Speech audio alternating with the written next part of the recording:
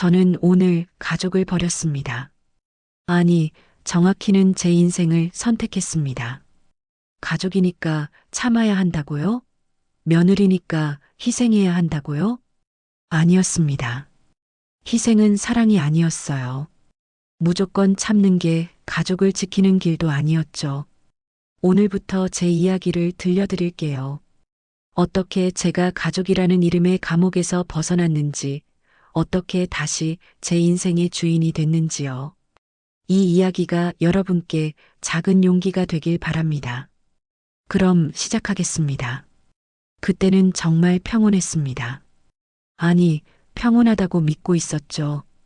저는 윤서진 35의 약사였어요.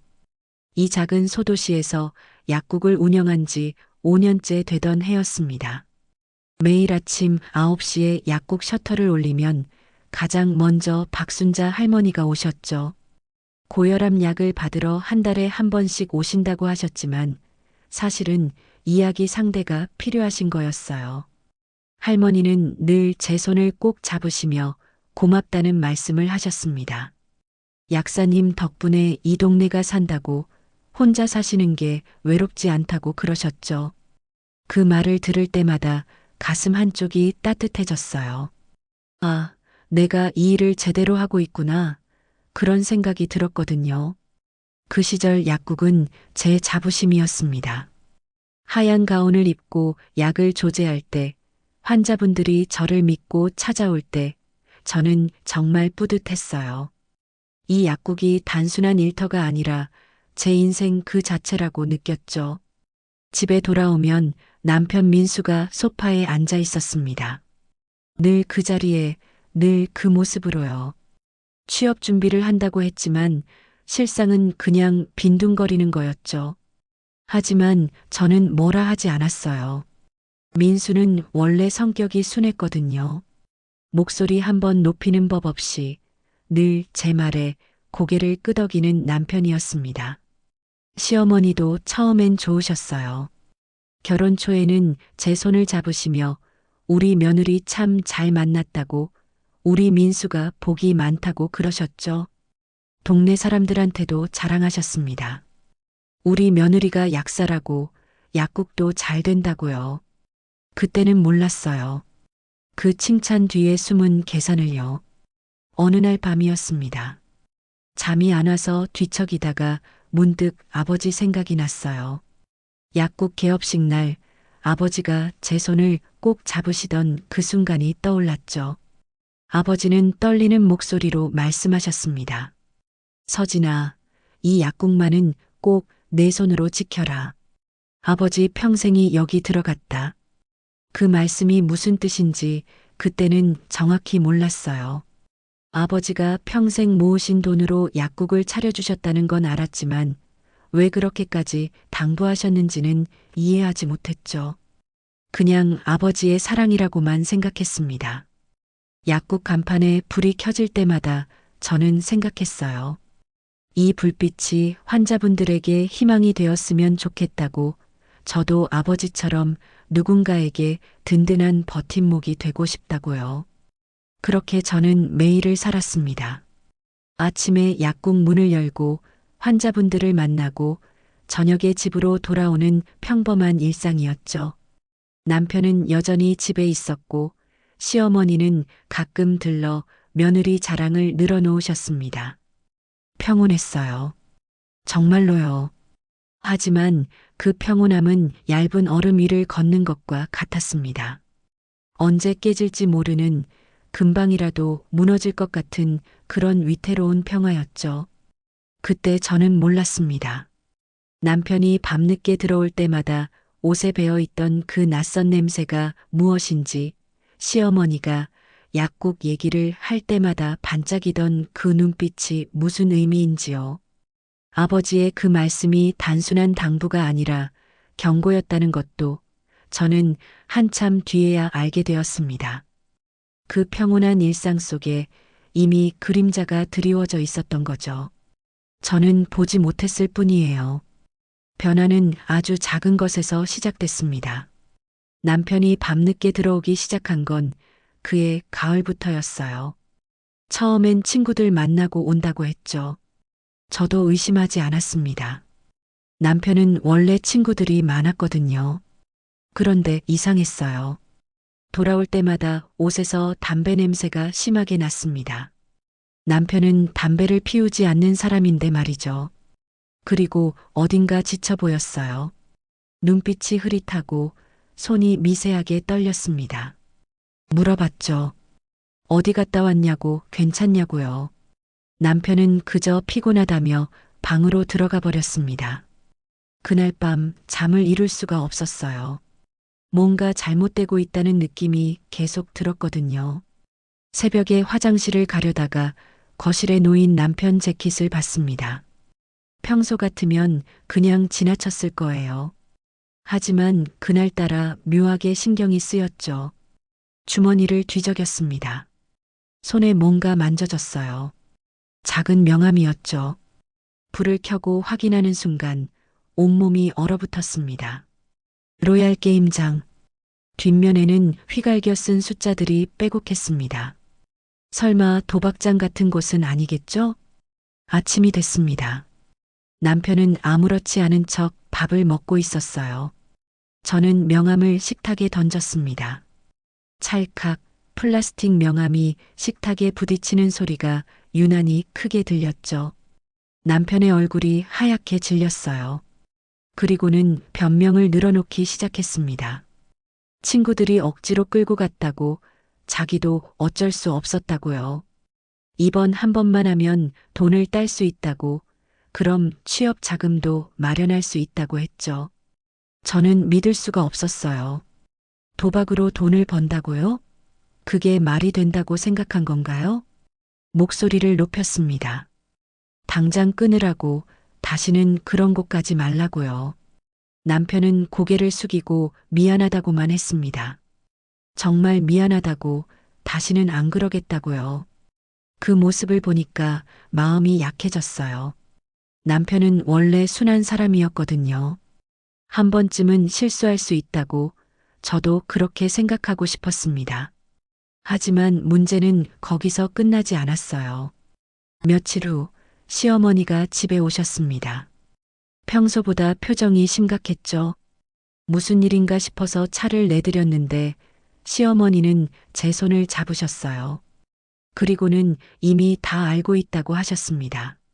남편이 도박장에 다닌다는 것도, 제가 혼을 냈다는 것도요. 저는 깜짝 놀랐죠. 남편이 어머니한테 말씀드렸나 봐요. 그런데 시어머니의 반응이 이상했습니다. 화를 내시는 게 아니라 오히려 남편을 감싸셨어요. 남자들은 원래 그렇다고, 친구들 따라 한두 번 해볼 수 있다고 하셨죠. 그러면서 덧붙이셨습니다.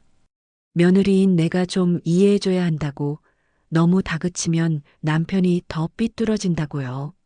저는 할 말을 잃었어요. 도박이 뭐가 대수냐는 듯한 태도에 기가 막혔죠. 이건 남자들의 문화가 아니라 중독이고 범죄인데 왜 이해를 해야 한다는 건지 도무지 이해할 수 없었습니다. 하지만 반박하지 못했어요. 시어머니는 제 윗사람이었고 저는 며느리였으니까요. 그저 고개만 끄덕이며 알았다고 대답했습니다. 시어머니가 돌아가신 후 저는 한참을 멍하니 앉아 있었어요. 가슴 한쪽이 답답했습니다. 이게 맞나 싶었죠. 남편의 잘못을 덮어주는 게 정말 현명한 일일까요? 그래도 저는 믿고 싶었어요. 남편이 정말로 끊을 거라고, 이번 한 번의 실수로 끝날 거라고요. 그렇게라도 믿지 않으면 견딜 수 없었거든요. 그날 밤 남편은 일찍 들어왔습니다. 제 옆에 앉더니 손을 잡았어요. 미안하다고, 정말 다시는 안 그러겠다고 했죠. 저는 한 번만 더 믿어보기로 했습니다. 마지막 기회를 주기로 한 거예요. 하지만 가슴 한쪽에는 불안이 자리 잡았습니다. 이게 정말 끝일까? 혹시 더 큰 문제가 생기는 건 아닐까? 그런 생각들이 머릿속을 떠나지 않았어요.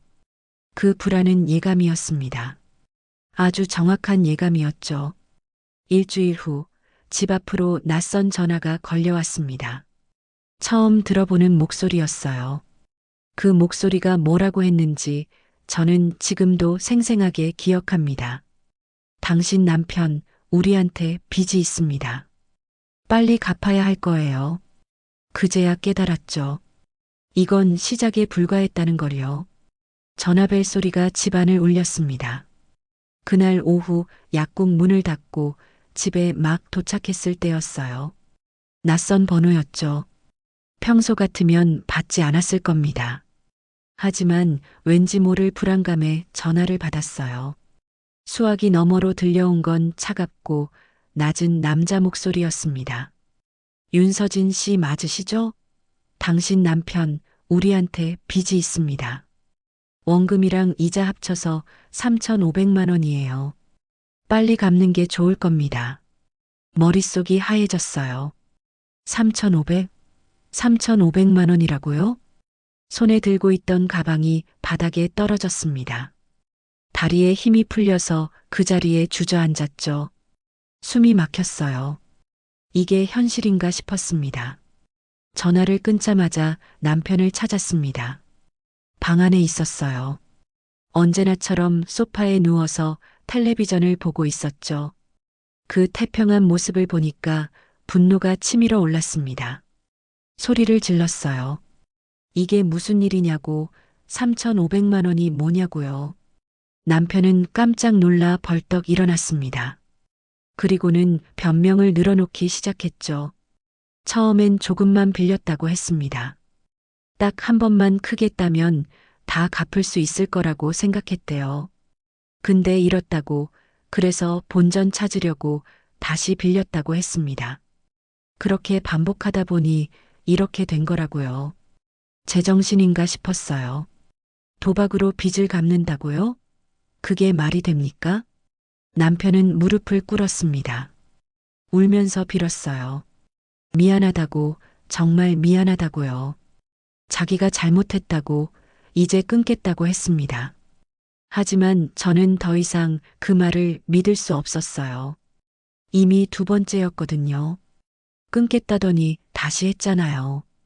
이번에도 똑같을 거라는 걸 알았습니다. 그날 밤 잠을 이룰 수가 없었어요. 3,500만 원. 그 돈을 어떻게 갚아야 할까요? 약국 수익으로는 감당할 수 없는 금액이었습니다. 다음 날 아침 시어머니가 집에 오셨어요. 남편이 전화했나 봅니다. 시어머니는 평소와 달리 심각한 표정이었죠. 거실에 앉으시더니 말씀하셨습니다. 아들한테 다 들었다고 사채 빚 이야기 말이에요. 저는 기가 막혔죠. 이럴 땐 아들을 혼내셔야 하는 거 아닌가요? 그런데 시어머니의 다음 말이 더 충격적이었습니다. 약국이 잘 되잖니? 약국 돈으로 일단 좀 갚으면 되지 않겠어? 귀를 의심했어요. 지금 뭐라고 하신 거죠? 약국 돈으로 남편 도박 빚을 갚으라고요? 단호하게 말했습니다. 그건 안 된다고. 약국 돈은 제가 일해서 번 돈이라고요. 남편 빚을 갚는데 쓸 수 없다고 했죠. 시어머니의 표정이 변했어요. 차갑게 식어버린 눈빛으로 저를 쳐다보셨습니다. 그러면서 물으셨죠. 우리가 남이냐고요. 가족인데 왜 이렇게 냉정하냐고, 며느리가 시댁 식구를 이렇게 외면하냐고 하셨습니다. 죄책감이 밀려왔어요. 제가 잘못된 건가 싶었죠. 가족인데 도와줘야 하는 거 아닌가? 그런 생각이 들었습니다. 하지만 동시에 화가 났어요. 왜 제가 남편 잘못을 책임져야 하죠? 도박은 남편이 한 건데 왜 제 돈으로 갚아야 한단 말입니까? 입술을 깨물었습니다. 시어머니는 계속 말씀하셨어요. 조금만 도와달라고 가족이잖냐고요. 결국 저는 생각해 보겠다고만 대답했습니다. 시어머니가 돌아가신 후 저는 한참을 멍하니 앉아 있었어요. 머리가 복잡했습니다. 뭐가 맞는 건지, 제가 어떻게 해야 하는 건지 알 수 없었죠. 다음 날 약국에 박순자 할머니가 오셨습니다. 평소처럼 밝은 얼굴로 들어오셨다가 제 얼굴을 보시더니 놀라셨어요. 약사님, 안색이 왜 이래요? 많이 안 좋아 보이는데 무슨 일 있으세요? 할머니의 걱정 어린 목소리에 눈물이 핑 돌았습니다. 괜찮다고, 그냥 요즘 좀 피곤해서 그렇다고 둘러댔죠. 할머니는 제 손을 꼭 잡으셨어요. 무슨 일 있으면 얘기해요. 혼자 끙끙 앓지 말고요. 고마웠습니다. 하지만 말할 수 없었어요. 우리 집 창피한 일을 어떻게 말하겠어요? 그저 고맙다고만 했죠. 할머니가 돌아가시고 저는 약 선반을 정리하면서 생각했습니다. 약국은 제 자부심이었어요. 아버지가 평생 모으신 돈으로 차려주신 곳이었죠. 환자분들이 저를 믿고 찾아오는 이곳을 남편 도박빚 갚는데 쓰라고요? 절대 안 됩니다. 하지만 사채업자는 계속 전화를 했어요. 하루에 두세 번씩 걸려왔습니다. 빨리 갚으라고, 이자가 계속 붙는다고 협박했죠. 남편은 집에서 고개만 숙이고 있었어요. 시어머니는 틈만 나면 약국 얘기를 꺼냈습니다. 약국 돈 좀 쓰면 안 되겠냐고, 가족인데 왜 그러냐고요. 저는 점점 숨이 막혔습니다. 이러다가 정말 약국을 잃는 건 아닐까? 그런 두려움이 밤마다 저를 괴롭혔어요. 그림자가 점점 짙어지고 있었습니다. 그리고 저는 그 그림자 속으로 끌려 들어가고 있었죠. 그날은 약국이 일찍 끝났습니다. 월요일이라 환자분들이 별로 없었거든요. 오후 5시쯤 문을 닫고 집으로 향했어요. 평소보다 2시간이나 일찍 들어가는 거였죠. 현관문을 열고 들어서는 순간 뭔가 이상했습니다. 공기가 달랐어요. 누군가 다녀간 흔적이 느껴졌죠. 신발장 앞에 놓인 슬리퍼가 평소와 다른 위치에 있었고 거실 쿠션도 조금 비뚤어져 있었습니다. 남편은 집에 없었어요. 친구 만나러 나갔다고 아침에 말했었죠. 그럼 누가 집에 들어온 걸까요? 불안한 마음에 집안을 둘러봤습니다. 거실, 주방, 화장실. 특별한 건 없었어요. 하지만 안방 문을 열었을 때 심장이 쿵 내려앉았습니다. 침대 옆 서랍이 열려 있었어요. 그 서랍에는 중요한 서류들을 보관했습니다. 약국 등록증, 통장, 그리고 집에 있는 작은 금고의 열쇠까지요. 저는 항상 서랍을 잠가두는 사람이에요. 절대 열어둔 채로 나가지 않았죠. 급히 확인했습니다. 서류들은 그대로였어요. 하지만 금고 열쇠가 놓인 위치가 달랐습니다. 제가 늘 두는 자리가 아니었죠. 금고를 확인해야겠다고 생각했어요. 침대 밑에 있는 작은 금고를 꺼냈습니다. 약국 예비 자금과 비상금을 넣어둔 곳이었죠. 금고 문을 열려고 하는데 이상했어요. 비밀번호 버튼 주변이 지저분했습니다. 손때가 평소보다 많이 묻어 있었죠. 누군가 여러 번 눌러본 것 같았어요. 다행히 금고는 잠겨 있었고 돈도 그대로였습니다. 하지만 안심이 되지 않았어요. 누군가 금고를 열려고 시도했다는 게 분명했거든요. 그때 문득 떠오른 사람이 있었습니다. 시어머니. 시어머니는 우리 집 비밀번호를 알고 있었어요.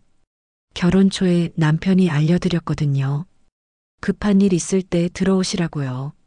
하지만 요즘 같은 상황에서 그게 독이 될 줄은 몰랐죠. 거실에 있는 CCTV를 확인했습니다. 남편이 방범용으로 달아둔 거였어요. 오늘 오후 영상을 되돌렸죠. 2시쯤 현관문이 열렸습니다. 들어온 사람은 시어머니였어요. 주변을 두리번거리더니 안방으로 들어갔습니다. 얼마 후 다시 나왔을 때 손에 뭔가 들고 있었죠. 금고였어요. 시어머니는 거실 소파에 앉아서 금고 비밀번호를 눌러댔습니다. 1번, 2번, 3번. 계속 틀렸는지 금고는 열리지 않았어요. 점점 초조해지는 표정이 역력했죠. 10분쯤 지났을까요?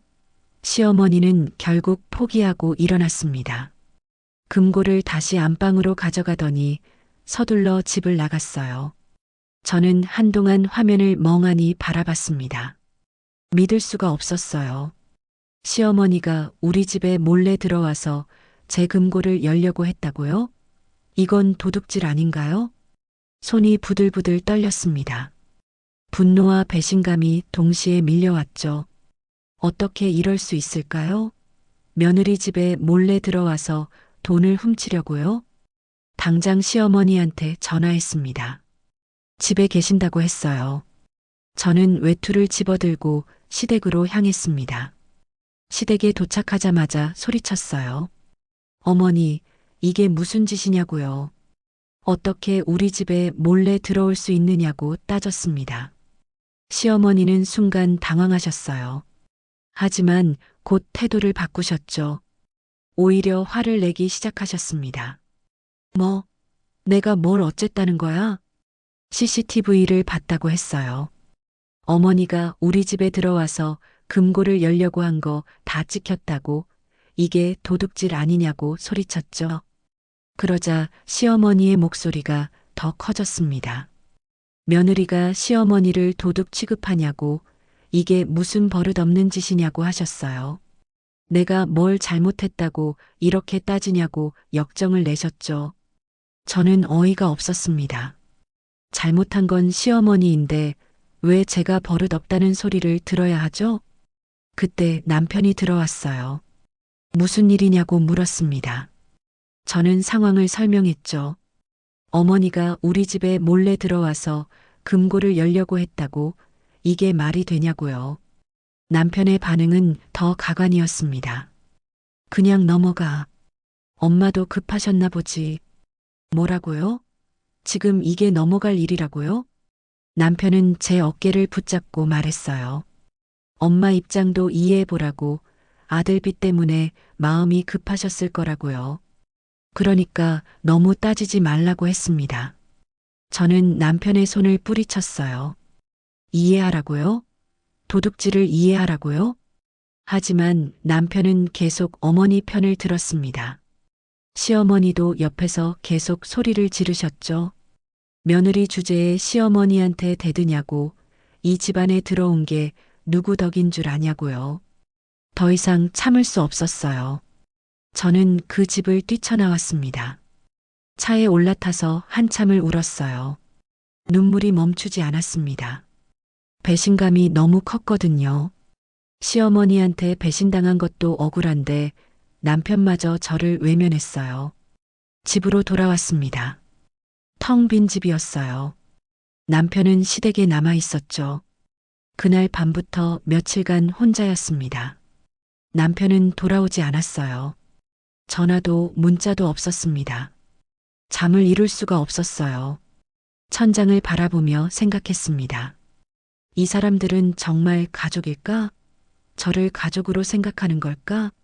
아니면 그냥 이용할 수 있는 도구로 보는 걸까? 금고에 있던 돈은 제가 악착같이 모은 거였어요. 약국 예비 자금이었고 혹시 모를 위기를 대비한 비상금이었죠. 그런데 그들은 그걸 그저 남편 빚 갚는데 쓸 돈으로만 봤던 겁니다. 새벽까지 잠들지 못했어요. 머릿속은 복잡했고 가슴은 답답했습니다. 이제 뭘 해야 할까요? 이대로 참고 살아야 할까요? 아니면 더 이상 참지 말아야 할까요? 그 답을 찾기도 전에 더 큰 폭풍이 다가오고 있었습니다. 사흘이 지났습니다. 시댁에 있던 남편이 집으로 돌아왔어요. 초인종이 울렸고 문을 열자 남편이 서 있었습니다. 초췌한 얼굴이었죠. 그날 저녁 남편이 제 앞에 무릎을 꿇었습니다. 거실 바닥에 털썩 주저앉더니 눈물을 흘리기 시작했어요. 처음 보는 모습이었죠. 결혼 후 남편이 우는 걸 본 적이 없었거든요. 미안해. 정말 미안해. 목소리가 떨렸습니다. 눈물이 뺨을 타고 흘러내렸어요. 나 이제 정신 차렸어. 다시는 도박 안 해. 진짜야, 진짜 안 할게. 남편은 제 손을 잡았습니다. 차가운 손이었어요. 떨리고 있었죠. 저는 그 손을 바라보며 생각했습니다. 정말 진심일까? 이번에는 정말 끊을 수 있을까? 마음이 흔들렸어요. 화가 났지만 동시에 안쓰러웠습니다. 남편도 힘들었겠죠. 도박에 빠진 자신을 스스로 미워했을 거예요. 한 번만 더, 딱 한 번만 더 믿어보자. 그렇게 결심했습니다. 조건을 걸었어요. 이번이 정말 마지막이라고, 다시 한번 배신하면 끝이라고 말했죠. 남편은 고개를 끄덕였습니다. 알았다고, 절대 실망시키지 않겠다고 했어요. 다음 날부터 남편이 달라졌습니다. 아침 일찍 일어나서 구직 사이트를 뒤졌어요. 이력서를 새로 쓰고 여기저기 지원했죠. 면접 날짜도 잡았다고 했습니다. 약국에도 나왔어요. 제가 바쁠 때 청소를 해주고 약 정리도 도왔습니다. 환자분들한테도 친절하게 대했죠. 박순자 할머니는 사위가 부지런하다며 칭찬하셨어요. 저는 조금씩 마음이 풀렸습니다. 어쩌면 정말 달라질 수 있을지도 몰라요. 이번에는 진짜일지도 모른다고 생각했죠. 저녁에는 함께 밥을 먹었어요. 남편이 요리를 했습니다. 서툴렀지만 정성이 느껴졌어요. 식탁에 앉아서 이야기를 나눴죠. 오랜만에 편안한 시간이었습니다. 이 평화가 계속됐으면 좋겠다고 생각했어요. 남편이 변했으면 좋겠다고, 우리가 다시 예전처럼 돌아갈 수 있기를 바랐습니다. 일주일이 지났습니다. 남편은 여전히 성실했어요. 면접도 2군데 봤다고 했죠. 결과를 기다리는 중이라고 했습니다. 저는 희망을 품었어요. 이번엔 달라질 수 있을까? 정말로 변할 수 있을까? 그렇게 2주가 지났습니다. 어느 날 저녁 남편이 늦게 들어왔어요. 얼굴이 어두웠습니다. 면접 결과가 안 좋았나 보다 싶었죠.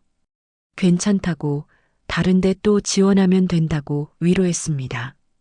남편은 고개만 끄덕였어요. 방으로 들어가더니 나오지 않았습니다. 다음 날도, 그 다음 날도 남편은 집에만 있었어요. 구직 활동을 하는 것 같지 않았습니다. 컴퓨터 앞에 앉아 있긴 했지만 뭘 하는지 알 수 없었죠. 불안한 마음이 다시 고개를 들었습니다. 혹시 또 무슨 일이 생긴 건 아닐까? 사흘째 되던 날 저는 남편한테 물었어요. 구직 활동은 하고 있냐고, 괜찮냐고요.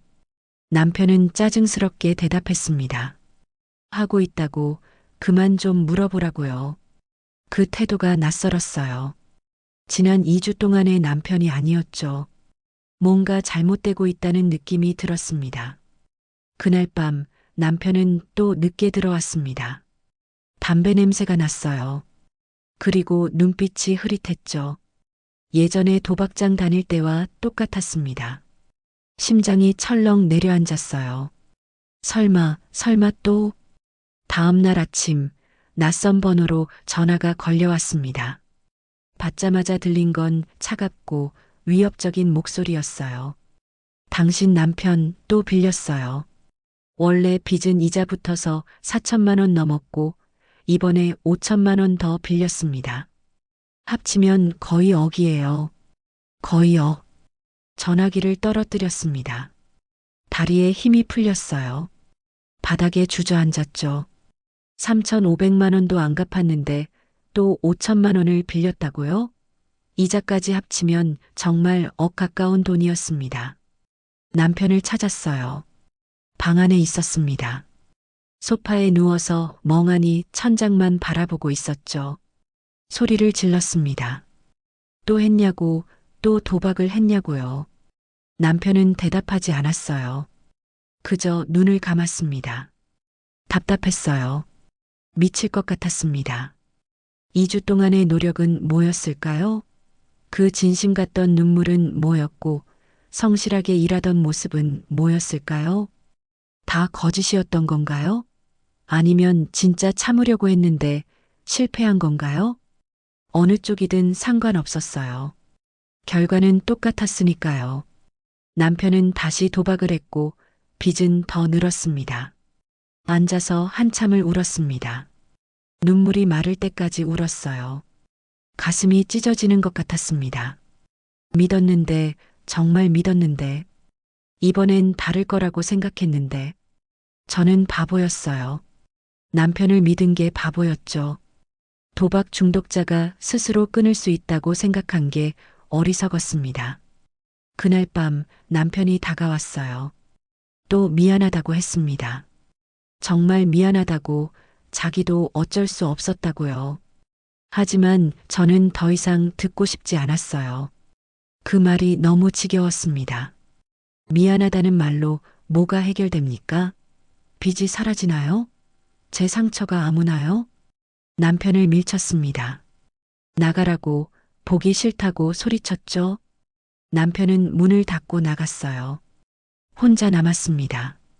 텅 빈 방 안에서 저는 무너졌어요. 희망이 사라졌습니다.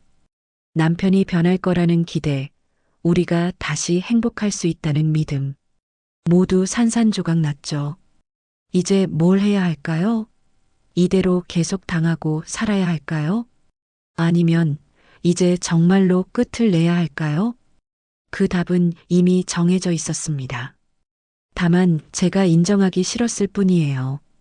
더 이상 희망은 없었습니다. 남은 건 절망뿐이었죠. 그날은 약국이 붐비는 날이었습니다. 독감 시즌이라 환자분들이 많았어요. 약을 조제하고 복약 지도하고 계속 바쁘게 움직였죠. 그렇게 일하는 게 오히려 좋았습니다. 생각할 틈이 없었거든요. 오후 2시쯤 약국 문이 열렸습니다. 시어머니와 남편이었어요. 둘이 함께 들어왔죠. 표정부터 심상치 않았습니다. 환자분들이 계셨기에 저는 조용히 다가갔어요. 무슨 일이냐고 집에서 얘기하자고 말했죠. 하지만 시어머니는 듣지 않았습니다. 목소리를 높이셨어요. 얘기 좀 하자고, 지금 당장 해야 한다고 하셨습니다. 환자분들이 놀라서 저희를 쳐다봤어요. 조제실로 모셨습니다. 문을 닫았지만 밖에서 다 들릴 정도로 시어머니는 소리를 지르셨죠. 약국을 팔라고 했습니다. 빚을 갚으려면 약국을 파는 수밖에 없다고, 그게 유일한 방법이라고 하셨어요. 약국 팔면 다 해결된다고, 저는 약사니까 어디서든 다시 시작할 수 있다고 했습니다. 귀를 의심했어요. 약국을 팔라고요? 제 인생을, 제 자부심을 포기하라고요? 안 된다고 했습니다. 절대 못 판다고, 이건 제 전부라고 말했죠. 하지만 시어머니는 더 강하게 나오셨어요. 가족이 이렇게 힘든데 약국이 뭐가 중요하냐고, 남편 빚 갚는 게 먼저 아니냐고 소리쳤습니다. 남편도 옆에서 거들었어요. 미안하지만 다른 방법이 없다고, 제발 도와달라고 했죠. 제 손을 잡으려 했어요. 저는 뿌리쳤습니다. 그때 조제실 문이 열렸습니다. 박순자 할머니였어요. 약 받으러 오셨다가 안에서 들리는 소리에 놀라서 들어오신 거였죠. 할머니는 상황을 보시더니 물으셨습니다. 무슨 일이냐고, 왜 약사님을 이렇게 몰아세우냐고요. 시어머니가 할머니를 쳐다봤어요. 상관하지 말라고, 집안일이라고 하셨습니다. 하지만 할머니는 물러서지 않으셨죠. 약사님이 힘들어 보이는데 그냥 갈 수 없다고, 무슨 일인지 말씀해 보라고 하셨어요. 그 순간 뭔가 터져버렸습니다. 참았던 게 한꺼번에 폭발했어요. 더 이상 견딜 수 없었습니다. 소리를 질렀습니다. 이 약국은 제 친정아버지 피땀으로 세운 겁니다. 목소리가 떨렸어요. 눈물이 핑 돌았지만 참았습니다. 두 분 도박 빚 막으라고 만든 게 아니에요. 밖에서 웅성거리는 소리가 들렸습니다. 환자분들이 모여드는 것 같았어요. 하지만 상관없었습니다. 더 이상 숨기고 싶지 않았거든요. 계속 말했습니다. 아버지가 평생 모으신 돈으로 차려주신 약국이에요. 제가 매일 땀 흘려 일하는 곳이고요. 그런데 남편은 도박으로 억가까운 빚을 졌어요. 어머니는 우리 집에 몰래 들어와서 금고를 열려고 하셨고요. 시어머니의 얼굴이 하얗게 질렸습니다. 남편은 고개를 숙였어요. 저는 멈추지 않았습니다. 그런데 이제 약국을 팔라고요? 제 인생을 포기하고 남편 도박 빚을 갚으라고요? 그게 가족이라서 당연한 거라고요? 조제실 밖이 조용해졌습니다. 환자분들이 모두 듣고 계셨던 거예요. 아무도 말이 없었죠. 시어머니가 떨리는 목소리로 말했습니다. 집안 창피를 이렇게 밖에 알리냐고, 며느리가 시어머니를 망신 주냐고요. 하지만 저는 이미 신경 쓰지 않았어요. 창피한 건 제가 아니라 두 분이에요. 도박한 사람, 도둑질 하려던 사람이 창피한 겁니다. 환자분 한 분이 말씀하셨습니다. 약사님이 맞다고, 너무하신 거 아니냐고요. 다른 분들도 고개를 끄덕이셨어요. 시어머니는 더 이상 아무 말도 하지 못했습니다. 남편도 마찬가지였죠. 주변 사람들의 시선이 따가웠을 거예요. 박순자 할머니가 제 손을 꼭 잡아주셨습니다. 약사님, 잘하셨어요. 참지 마세요. 눈물이 흘러내렸어요. 참았던 게 한꺼번에 쏟아졌습니다. 할머니가 제 등을 토닥여 주셨죠. 시어머니와 남편은 아무 말 없이 약국을 나갔습니다. 고개를 숙이고 사람들 시선을 피해 서둘러 나갔어요. 뒷모습이 초라해 보였습니다. 환자분들은 하나둘 저를 격려해 주셨어요. 힘내라고, 잘못한 게 없다고 말씀해 주셨죠. 어떤 분은 그런 시댁이랑은 헤어지는 게 낫다고까지 하셨습니다. 고마웠어요. 정말 고마웠습니다. 하지만 동시에 무서웠어요. 이제 돌아갈 수 없다는 걸 알았거든요. 오늘 이 일로 모든 게 끝났습니다. 그날 저녁 약국 문을 닫고 혼자 앉아 있었어요. 텅 빈 약국이었습니다. 폭풍이 지나갔어요. 하지만 아직 끝난 게 아니었죠. 진짜 싸움은 이제부터였습니다.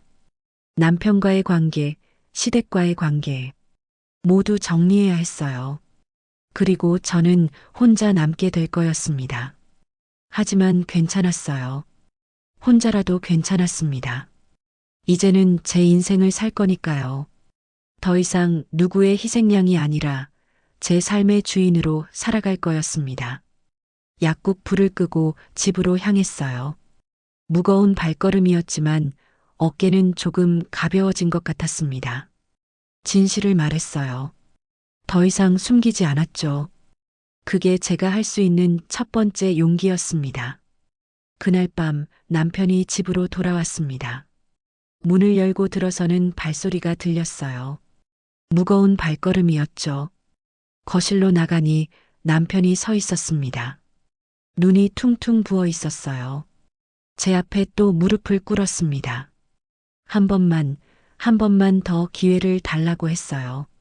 정말 이번에는 끊겠다고, 도박 절대 안 한다고 울먹였습니다. 손을 잡으려 했죠. 저는 손을 뒤로 뺐어요. 더 이상 그 말을 믿을 수 없었습니다. 이미 몇 번째인지 모를 약속이었거든요. 미안하다는 말도, 끊겠다는 다짐도 이제는 의미가 없었어요. 남편은 계속 빌었습니다.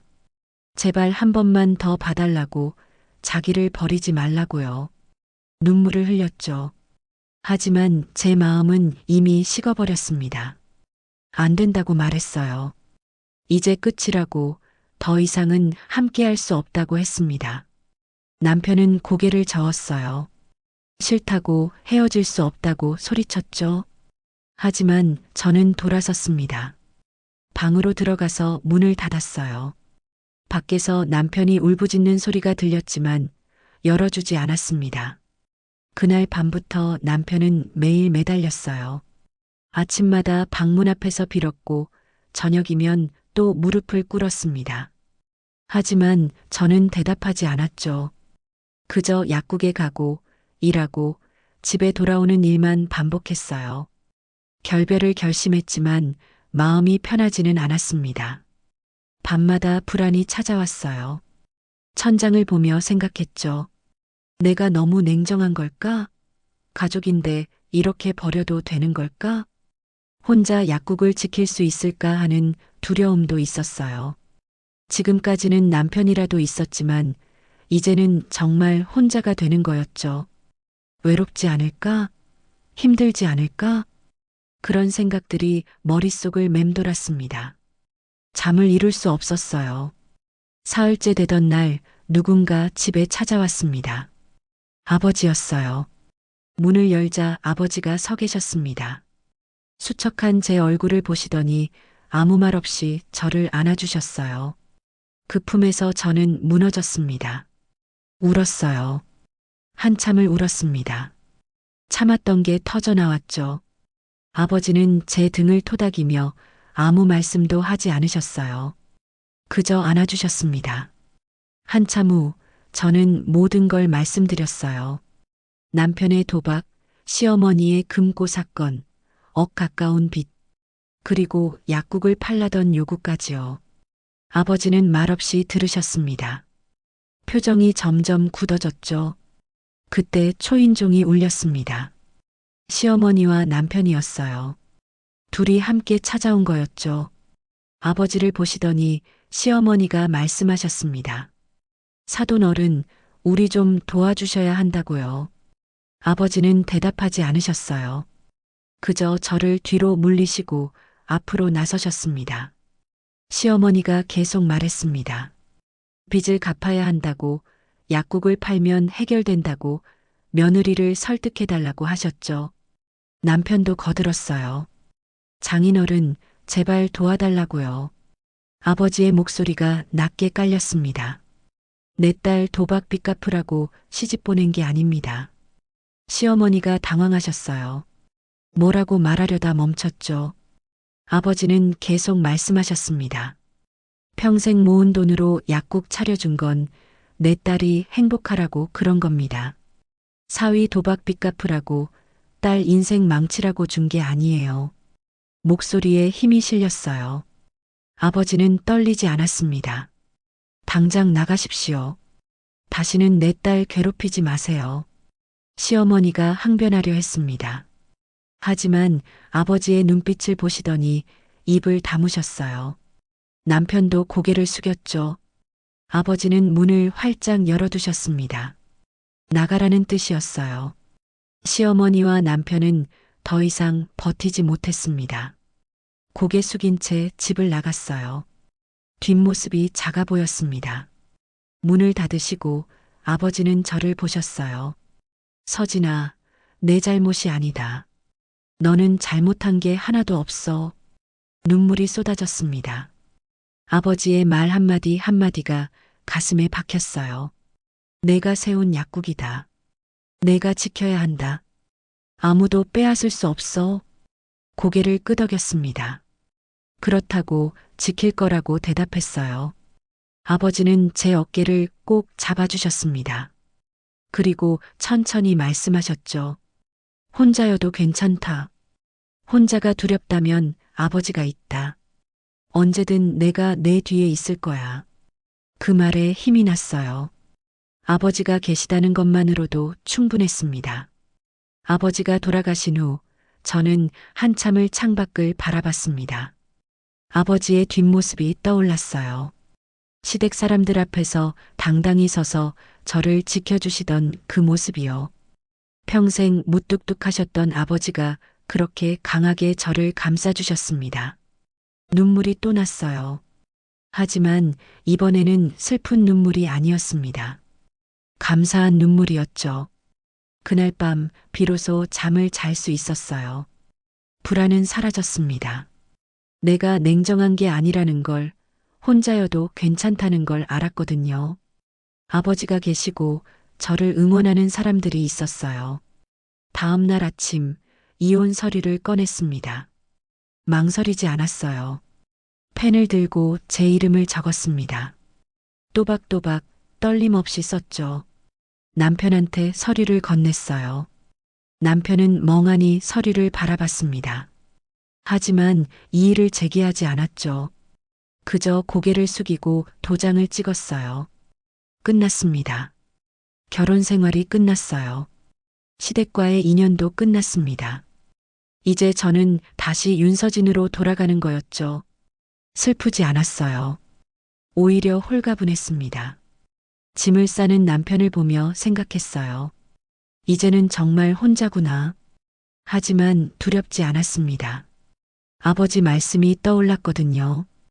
혼자여도 괜찮다고 아버지가 뒤에 있다고 하셨죠. 그 말이 힘이 됐습니다. 남편이 집을 나갔어요. 마지막으로 미안하다는 말을 남기고 떠났습니다. 저는 대답하지 않았죠. 그저 문을 닫았어요. 텅 빈 집이었습니다. 하지만 답답하지 않았어요. 오히려 숨통이 트이는 느낌이었죠. 이제 제 삶을 살 수 있었습니다. 누구의 눈치도 보지 않고 누구의 빚도 떠안지 않고요. 약국도 인생도 모두 제 것이었습니다. 결별은 고통스러웠지만 동시에 해방이었어요. 이제야 진짜 제 인생이 시작되는 거였습니다. 이혼 서류가 접수됐습니다. 법원에서 확인 전화가 왔을 때 이상하게도 담담했어요. 슬프지도 후회스럽지도 않았습니다. 그저 끝났구나. 그런 생각만 들었죠. 집에 돌아와 짐을 정리하기 시작했습니다. 남편 물건들은 이미 다 가져갔어요. 남은 건 시댁에서 준 것들 뿐이었죠.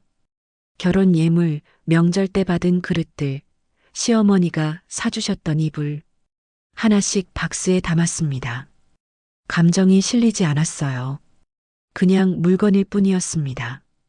짐을 다 싸고 나니 집이 텅 비었어요. 하지만 답답하지 않았습니다. 오히려 시원했죠. 이제 이 공간은 온전히 제 것이었으니까요. 그때 초인종이 울렸습니다. 시어머니였어요. 마지막으로 찾아오신 거였죠. 문을 열자 시어머니는 차갑게 저를 쳐다봤습니다. 악담을 퍼부으셨어요. 배은망덕하다고 우리 아들 인생 망쳤다고 하셨습니다. 너 같은 며느리는 처음 봤다고 나중에 후회할 거라고 소리쳤죠. 약국도 잘 안 될 거라고 혼자서는 못 버틸 거라고 했어요. 저는 가만히 들었습니다. 예전 같았으면 가슴이 아팠을 거예요. 죄책감이 들었을 겁니다. 하지만 지금은 아무 감정도 느껴지지 않았어요. 시어머니의 말이 끝나길 기다렸습니다. 그리고 조용히 말했죠. 이제 그만 가세요. 이제 저희는 남이에요. 시어머니는 잠시 말문이 막히셨습니다. 뭔가 더 말하려다가 그만두셨어요. 저를 한번 쏘아보시고는 돌아서셨습니다. 문을 닫았어요. 그 뒷모습을 보며 아무 생각도 들지 않았습니다. 그저 끝났다는 것만 느껴졌죠. 다음 날 아침 약국 문을 열었습니다. 오랜만에 마음이 편했어요. 가볍게 숨을 쉴 수 있었죠. 약국 안을 둘러봤습니다. 깨끗하게 정돈된 약품들, 환자분들을 기다리는 의자들, 창문으로 들어오는 햇살. 모든 게 제 것이었어요. 누구도 빼앗을 수 없는 제 공간이었습니다. 9시가 되자 첫 환자분이 오셨습니다. 박순자 할머니였어요.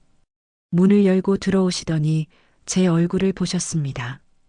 그리고 물으셨죠. 약사님 괜찮으세요?